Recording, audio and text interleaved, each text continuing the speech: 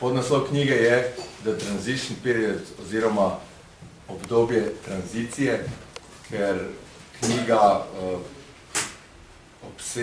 obravnava skupino 10, malo manj podrobno pa še enih 5-6 drugih držav, ki so skupaj prišle iz obdobja komunizma v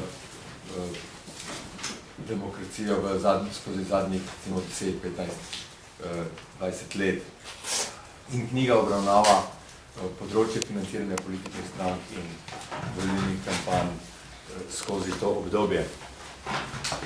Knjiga je sestavljena tako, da prvo poglavje daje pregled in primerjavo področja, ki ga obravnava, spravi financiranje političnih strank in volilnih kampanj v 15-16 državah srednje in vzhodne Evrope.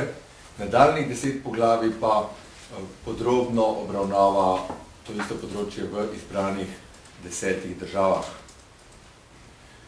Projekt se je začel izvajati leta 2001 in sicer pod okriljem oziroma s pomočjo Open Society Institute iz Budimpešte in Centralne Evropske univerze.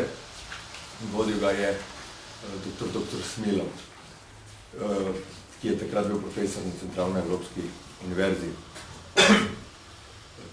Projekt je vseboval 2 znanstveni konferenci v Budimpešti in v Sofiji in rezultat tega je pričujoča knjiga.